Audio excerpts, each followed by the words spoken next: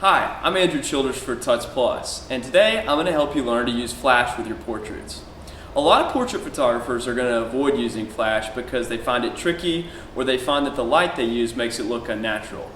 In today's tutorial, I'm going to walk you through 5 different techniques we can use to blend flash naturally with natural light so that we can get realistic effects with our subjects and keep everything nice and balanced. Let's dive right in. Now, even though one of the themes of today's tutorial is going to be to use the flash off camera, sometimes you get stuck having to use the flash on camera. And in this case, I want to show you a really simple technique for how we can battle that. Now, I've got my model Candace here, and you can see that the flash is on top of my camera, and we're going to use a technique called flash compensation reduction in order to light her properly and make it look like perhaps we didn't use a flash.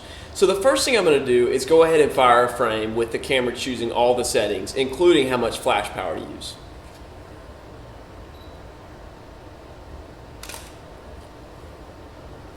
Okay, now you can see in that frame that the flash really is overpowering and just too strong for the frame.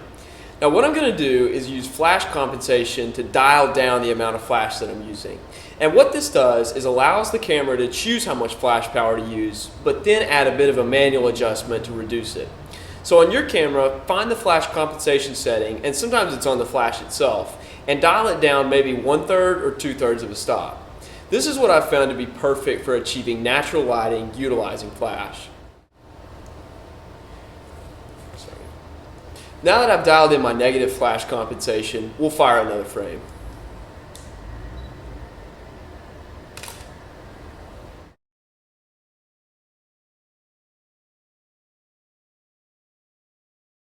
One of the reasons that photographers struggle to use flash in portraits is because they're often dedicated to keeping the flash on the hot shoe of the camera.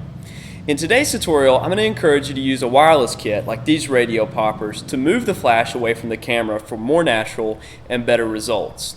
Now there's a lot of kits out there like this, but the goal is just to find something that helps you get the flash away from the camera and fire it at the subject from a different angle.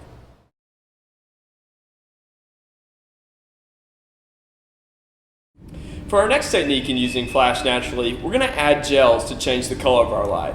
Now you can see the lamp that I'm going to have to work around is going to be kind of dark and orange in nature, and the flash that comes off of our flash unit is more blue in nature. And when we add these gel units, they're going to change the color of the light coming from the flash so that it matches the light coming from the light bulb. Now you'll see as I add them in and use them with a natural mix of lighting, it's going to keep the light nice and balanced and keep the color the same. I want to demonstrate the difference between using the gel on the flash and just firing it naturally. So first we're going to fire it with the gel added to match the light of the incandescent.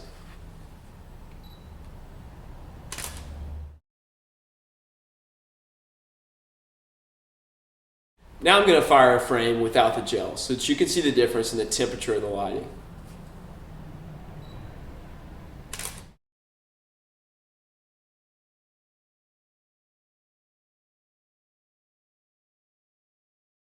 For our third technique, I'm going to introduce you to a technique that many portrait photographers use when they're using flash, and that's to add small, simple modifiers like this white shoot-through umbrella.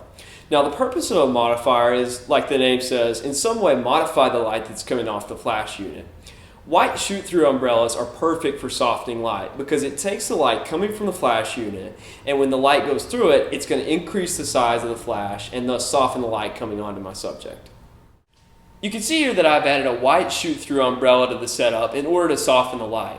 Now the goal here is to increase the size of the area through which the light flows. And the rectangle that's on the flash unit is naturally very small. So when we add an umbrella to the front of it, what it's going to do is increase the size of the light area and thus soften the light that's going onto my subject. And that results in a much more natural look. Now we have basically the same setup as our last shot, but we have introduced the modifier. And that's because in the prior shot, even though we gelled the flash to match the color naturally, the area of the flash was still small enough that it was a bit harsh on our subject. So now you're going to be able to see the difference now that we've added the modifier. So let's go ahead and take a test shot.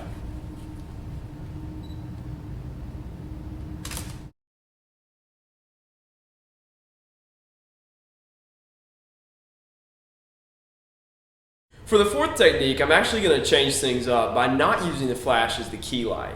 And what I'm going to do, as you can see, I've actually got the flash angled behind the subject so that when I fire it, it's going to complement her by filling the light down the edge of her face. And what that does is create a highlight edge. Now when we expose this, we want to dial the flash way down. I'm going to set mine to 1/16 and then just expose for the face and the details that we actually want to show. So let's go ahead and take a look at what this effect can do for us. So now that I've added the flash at the accent angle, I'm going to fire a couple frames just to show you the effects of adding it.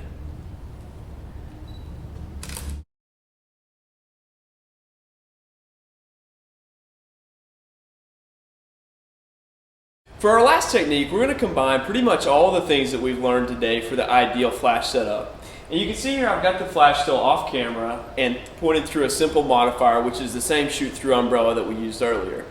But what I really want to draw your attention to is just the placement of the light. You can see here I'm keeping it well above my subject's head and also angled downward at a 45-degree angle in relation to the subject. Now that's a lighting angle that's going to be really flattering and keep the shadows under her chin so that we can create really flattering light to light her very well. I'm going to have my subject bring her face back towards the light, so go ahead and turn it just like this and actually have you look up into it so that it's going to fade down really nicely on you. So I'm going to go ahead and use my same settings from earlier. And you can see here in the resulting frame that it's really lit her very nicely and in a way that's natural and not so indicative of using a flash. In today's tutorial, I've shown you how to use flash with portraits naturally and casually so that you can shoot portraits with confidence. Now, flash is something that many portrait photographers fear, but if you use the techniques and some of the gear that I've shown off today, you can use it in a really natural way that complements your subject. For Touch Plus, I'm Andrew Childers.